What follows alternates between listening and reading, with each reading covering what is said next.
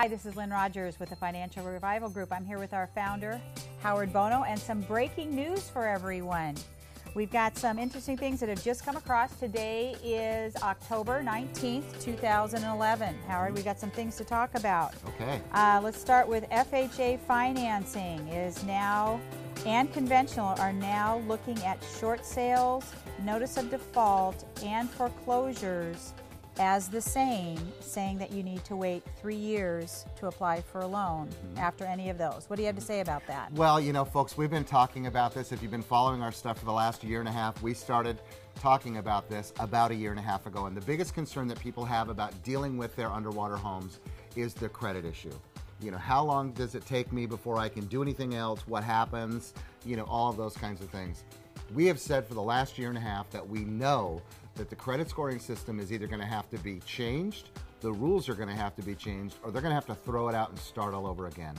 Now, we saw Fannie Mae and Freddie Mac come out about a year ago and say, if you have a foreclosure on your property, we're not going to do a loan for you for another 7 years. And we laughed because we don't believe Fannie Mae is going to be here 7 years from now. But what we're already starting to see is that the credit rules are changing because this epidemic is spreading wider and wider and wider. 16 million underwater homes today. By the time this is over, we think it's 25 million underwater homes. And we think the banks will take 15 to 20 houses total. 15 to 20 million houses total in foreclosure. They got to sell those houses to somebody. They've got to go back and change the rules. Now, folks, I got to tell you, if you give a house back in foreclosure, very important to really watch the FHA. Because the FHA is the kind of loan you're probably going to use when you go back to buy another house. Currently, it's about a 3.5% down payment to buy a house on an FHA. And they'll let you buy another house 3 years outside of foreclosure. And it doesn't matter whether it's a foreclosure or a short sale or a deed in lieu of foreclosure, they're all the same. So 3 years after that, you'd be able to buy again. If near the end of your foreclosure, you choose to use a bankruptcy in there, then you only have to wait 2 years in order to buy another house on an FHA. So this is great news. It follows right along with the projections that we've been making all along.